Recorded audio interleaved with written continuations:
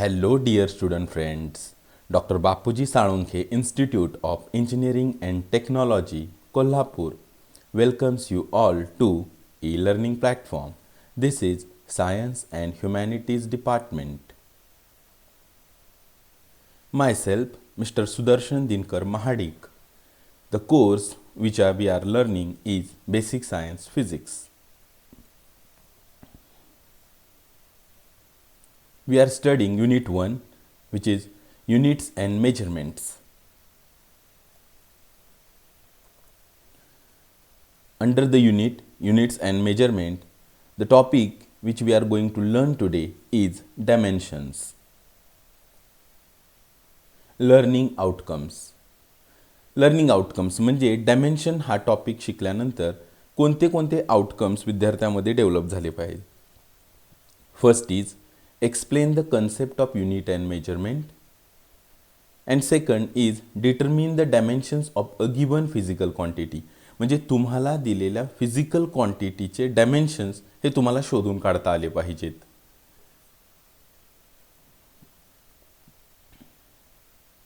Dimension आपला आजचा topic आहे डायमेन्शन.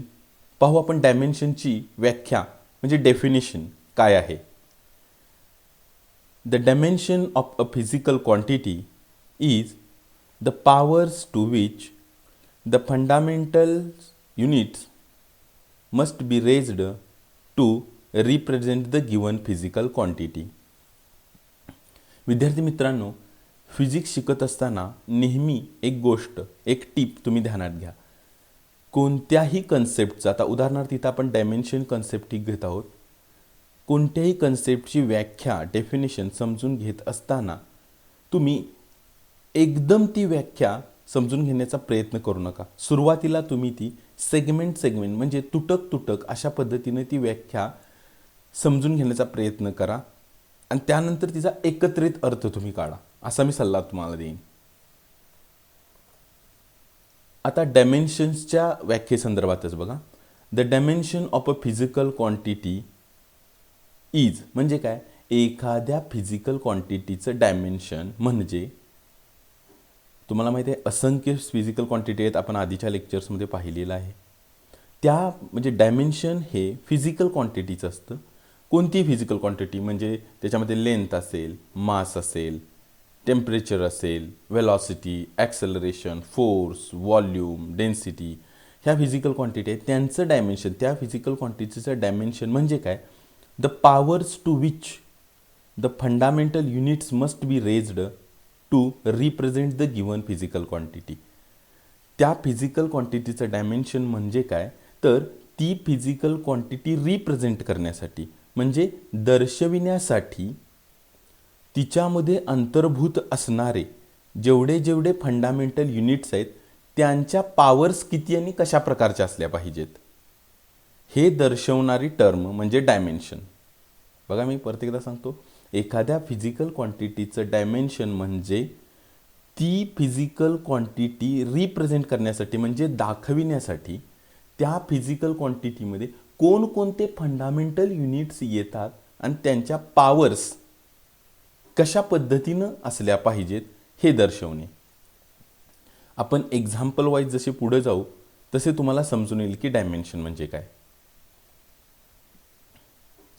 Dimensional formula. पुन्हा एकदा डायमेन्शनल फॉर्म्युल्याची व्याख्या पहा इथं. The dimensional formula of a physical quantity is an expression which shows how and which fundamental quantities contribute to the unit of that quantity. जसं मी तुम्हाला म्हणालो की व्याख्या ही एकदम समजून घेण्याचा प्रयत्न करू नका, तर तुम्ही ती तुटक पद्धतीनं आधी जाणून घेण्याचा प्रयत्न करा, मग तुम्हाला त्याचा एकत्रित अर्थ लागेल. मी ही व्याख्या इथं रिप्रेझेंट करत असतानाही तुम्ही पहा त्या पद्धतीने केले. बघा, the dimensional formula of a physical quantity.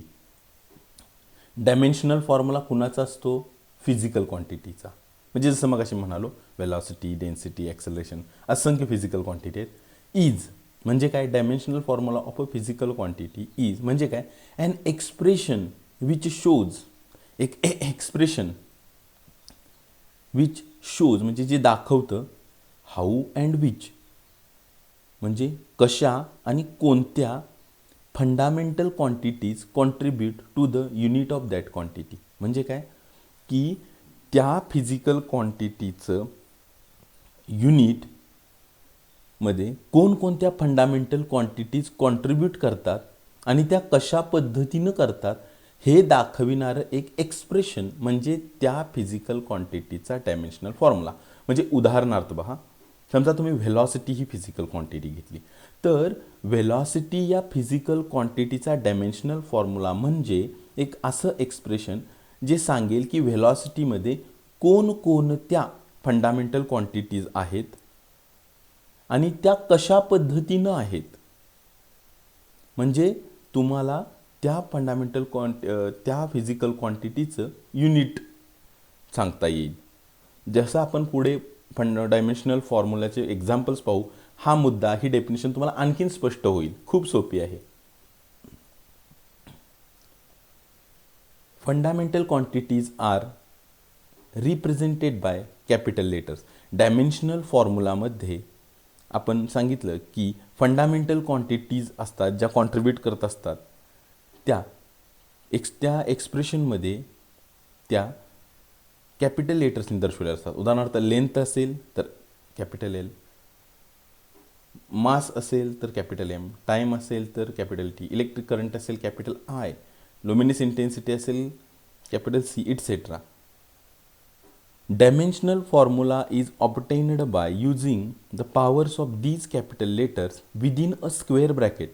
Dimensional formula हा obtained म्हणजे मिळवला जातो using the powers of these capital letters within a square bracket. एका स्क्वेअर ब्रॅकेटमध्ये ही कॅपिटल लेटर्स म्हणजे कोणती, L, M, T, I, C, ही लेटर्स एका स्क्वेअर ब्रॅकेटमध्ये त्यांच्या पॉवरसहित लिहिली जातात. त्याला आपण डायमेन्शनल फॉर्म्युला असं म्हणतो. तशा पद्धतीने तो डायमेन्शनल फॉर्म्युला मिळवला जातो. आता आपण प्रत्यक्ष एक्झाम्पलच्या थ्रूच पाहू की कशा पद्धतीने डायमेन्शनल फॉर्म्युला मिळवला जातो. How to obtain a dimensional formula. How to obtain the dimensional formula. For example, आता first example, let us obtain the dimensional formula for a physical quantity area. Area या फिजिकल क्वांटिटीसाठी आपल्याला dimensional formula शोधून काढायचा आहे. एकदम simple आहे. Let's go. बघा, सुरुवातीला तुम्हाला काय माहीत पाहिजे, तर एरियाचा सिंपल फॉर्म्युला काय आहे, area is equal to length into breadth. Okay, हे आपल्याला सर्वांना माहिती आहे. मग area is equal to length into breadth म्हणजे सुद्धा अखेर एक लांबीच आहे, एक अंतरच आहे, बरोबर. म्हणजे त्याला आपण लेंथच आहे असंही म्हणू शकतो. म्हणजे ब्रेड्थ ही शेवटी जर कुठली फंडामेंटल क्वांटिटी बघायला गेलं तर ती एक लेंथच आहे. म्हणजेच area is equal to length into length. मग area is equal to capital L into capital L. का, तर आपण पाहिलेलं आहे की लेंथ जर असेल तर ती कशानं दर्शवलेली असते, कॅपिटल एलने ती दर्शवलेली असते. म्हणून आपण या ठिकाणी area is equal to L into L अशा पद्धतीनं लिहिलेलं आहे. That is unit of area is contributed by L square. कारण का, L into L is L square. मग पहा आपण याचा डायमेन्शनल फॉर्म्युला कशा पद्धतीनं लिहू शकतो. Therefore the dimension of area is, बघा, डायमेन्शन किंवा dimensional formula of the area is square bracket L raise to 2. इथं आलेलं आहे पहा, एल रेस टू 2. मास आहे का, नाही, एम रेस टू 0. एरियामध्ये टाईम आहे का, नाही, म्हणजे T raise to 0. Square bracket L raise to 2, M raise to 0, T raise to 0, square bracket complete is a dimensional formula for area, or you can simply put in square bracket L raised to 2 square bracket complete is a dimensional formula of for a area. आता याच्यावरून आपण एरियाचं SI unit काय येतं पाहू. SI unit of area is metre square. का, तर इथं length आहे ना L, मग लेंथचं युनिट काय आहे, मीटर, मीटरचा स्क्वेअर, मीटर स्क्वेअर. बघा काय आहे डायमेन्शनल फॉर्म्युला आणि SI युनिट. अशा पद्धतीनं आपण आणखी काही एक्झाम्पल घेतल्यानंतर तुम्हाला कळून येईल की डायमेन्शनल फॉर्म्युला कशा पद्धतीने ऑप्टेन करतात. Let us go toward our next example. Our next example is, let us obtain the dimensional formula for a physical quantity volume. Let us go. पुन्हा एकदा व्हॉल्यूमची तुम्हाला फॉर्म्युला माहिती पाहिजे, जो तुम्हाला सर्वांना माहिती आहे. खूप सोपा फॉर्म्युला आहे.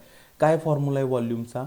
Volume is equal to length into breadth into height. This is a very simple formula of volume which you all have studied. That is, volume is equal to length into length. का? कारण fundamental क्वांटिटीमध्ये तुम्ही बघायला गेलात तर breadth म्हणजे कशानं represent करणार तुम्ही? ते लेंथनंच.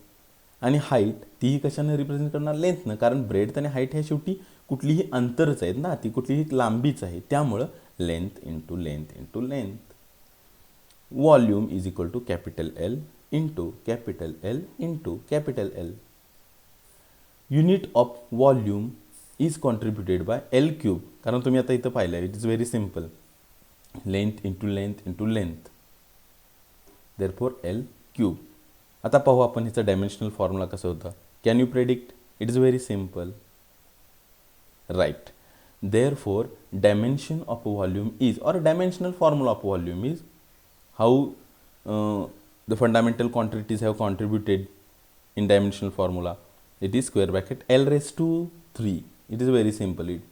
L raised to 3. मासचा इफेक्ट आहे का व्हॉल्यूममध्ये? नाही, म्हणजे M raised to 0. टाईमचा इफेक्ट आहे का? नाही, म्हणजे T raised to 0. और simply square bracket L raised to 3. This is a dimensional formula for volume. मग याच्यावरून आपल्याला सांगायचं आहे की व्हॉल्यूमचं SI युनिट काय येईल?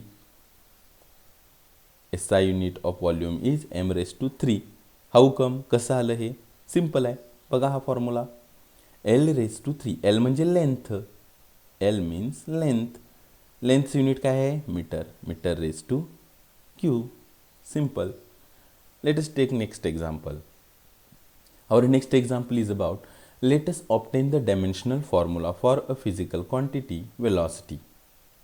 Let's go. पुन्हा एकदा तुम्हाला व्हेलॉसिटीचा फॉर्म्युला माहिती हवा. Velocity is equal to displacement upon time. बघा, व्हेलॉसिटीचा फॉर्म्युला तुम्हाला माहीत आहे. Hence velocity is equal to length upon time. कारण का? तर डिस्प्लेसमेंट जी आहे ती सुद्धा शेवटी एक लेंथच आहे ना, विस्थापन असं तुम्ही म्हणता त्याला मराठीमध्ये. डिस्प्लेसमेंट ही शेवटी एक लेंथच असते. म्हणजेच velocity equal to length upon time असं आपण म्हणू शकतो. पुन्हा एकदा पहा, velocity is equal to length upon time.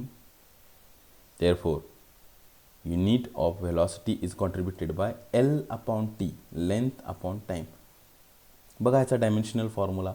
Therefore dimension of velocity is square bracket L आहे का? आहे. L raised to 1. मास आहे का? Has mass contributed in the velocity? No. Therefore M raised to 0. Mass नाही आहे, वस्तुमान नाही आहे. M raised to 0.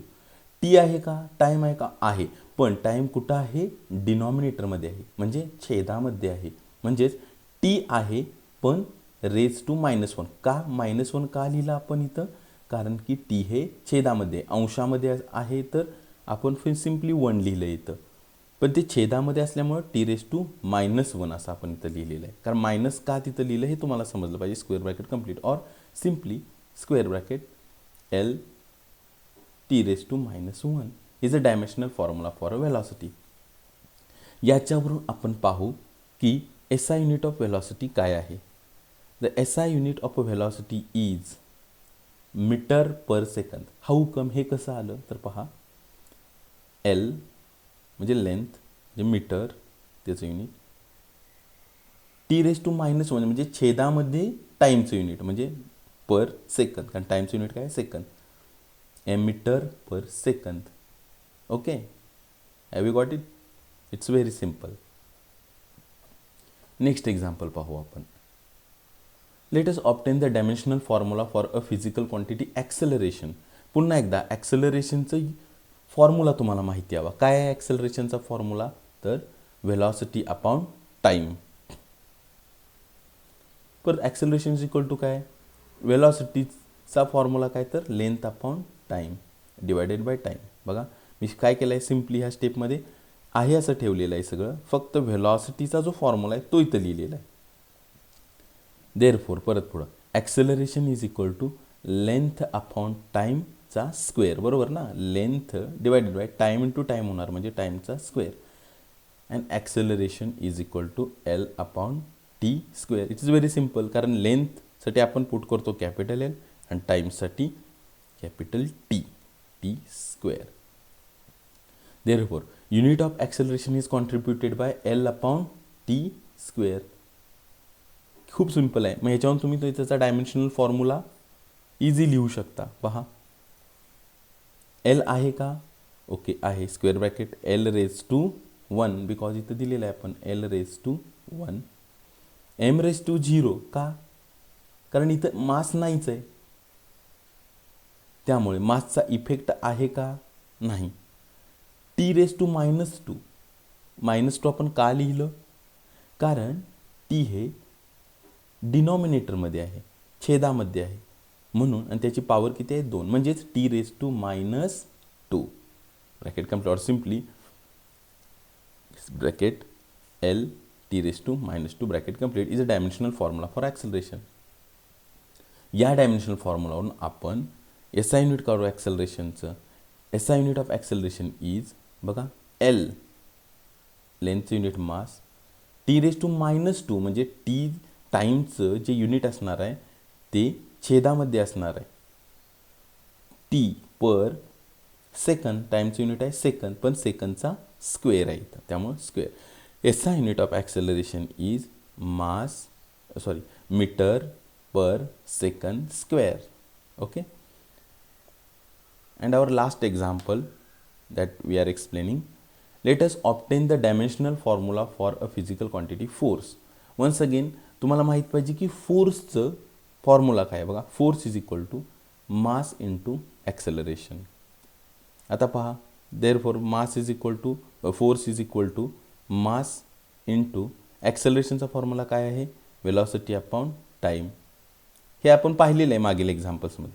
Therefore force is equal to mass into परत व्हेलॉसिटीचा फॉर्म्युला काय आहे, length upon time divided by this time as it is here. Therefore force is equal to mass into length divided by time square, because this times gets multiplied by this time and it becomes time squared.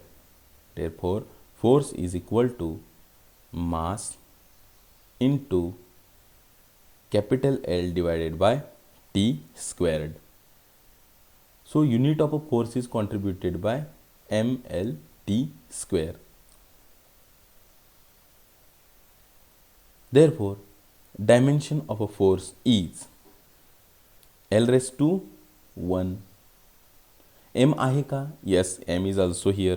Therefore M raised to 1 and T raised to -2. आता इथं T raised to -2 का लिहिलं हे तुमच्या ध्यानात आलं असेल. आपण हे एक्सप्लेन केलेलं आहे. कारण टाईम हे डिनॉमिनेटरमध्ये आहे आणि त्याची पॉवर किती आहे तिथं 2, म्हणजेच इथं काय येणार T raised to -2 और सिम्पली स्क्वेअर ब्रॅकेटमध्ये L M T raised to -2 square bracket complete is a dimensional formula for a force. Therefore SI unit of force is, पहा लेंथचं युनिट काय आहे मीटर, मासचं युनिट काय आहे किलोग्रॅम. ओके, ह्या दोन न्यूमरेटरमधल्या term आहेत लिहिलं किलोग्रॅम मीटर पर डिनॉमिनेटरमध्ये कुठली टर्म होती टी स्क्वेअर, म्हणून इथं काय सेकंड स्क्वेअर. और किलोग्रॅम मीटर पर सेकंड स्क्वेअरलाच आपण न्यूटन असंही म्हणतो. समजून आलं. SI unit of force is newton और kilogram metre per second square. These are more examples. आतापर्यंत आपण 5 एक्झाम्पल्स एक्सप्लेन केली. तर अशा पद्धतीनं ही ती फिजिकल क्वांटिटी, तिचं युनिट अँड डायमेन्शन अशा पद्धतीनं आपण लिहिलेले आहेत. या ठिकाणी आपण व्हिडिओ पॉज करून हे बघू शकता आणि हे फाइंड आउट करण्याचा प्रयत्न करू शकता. ही सुद्धा अशीच काही फिज क्वांटिटीज आणि त्यांची युनिट्स, त्यांचे डायमेन्शनल फॉर्म्युला आहेत. It is a very simple. आता पुन्हा एकदा तुम्ही डायमेन्शन्स अँड डायमेन्शनल फॉर्म्युलाच्या व्याख्या वाचा असं मी तुम्हाला सजेस्ट करेन. कारण त्यावेळी ही इतकी एक्झाम्पल व्यवस्थित बघितल्यानंतर तुम्हाला डायमेन्शन आणि डायमेन्शनल फॉर्म्युला यांचा आणखीन व्यवस्थित पद्धतीनं अंडरस्टँडिंग होईल. Thank you very much friends.